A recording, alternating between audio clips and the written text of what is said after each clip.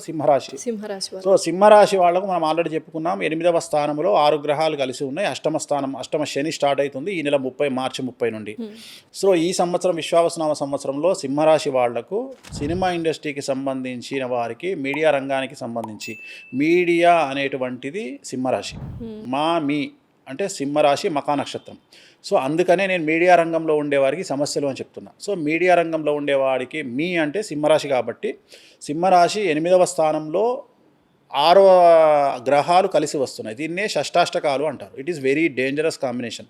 So వీళ్ళల్లో సింహరాశి జాతకంలో ఎవరైతే జాతకులు సినిమా ఇండస్ట్రీ వాళ్ళు, రాజకీయ నాయకులు, సినిమా నటులు, టీవీ నటులు, సెలబ్రిటీసు, మీడియా సంస్థల్లో పనిచేసేవాళ్ళు, అలాగే కళాకారులు లేదా రాజకీయ నాయకులు, అలాగే వ్యాపారస్తులు, ప్రభుత్వ అందరికీ సమస్యలు కనిపిస్తూ ఉన్నాయి. ఫస్ట్ సమస్యలు న్యాయపరమైన చిక్కులు, సెకండ్ విపరీతమైన ఆర్థిక నష్టం, 3 అప్పుల పాలవ్వడం, అప్పులు అడిగినా దొరకనటువంటి పరిస్థితి, అలాగే ఆరోగ్యపరమైన ఇబ్బందులు, మానసిక ప్రశాంతత లేకపోవడం, అలాగే వ్యాపారస్తులకు జీఎస్టీ, ఇన్కమ్ ట్యాక్స్ లాంటి సమస్యలు, అలాగే ప్రభుత్వ ఉద్యోగులకు ఏసీబీ, సిబిఐ లాంటి రైట్స్.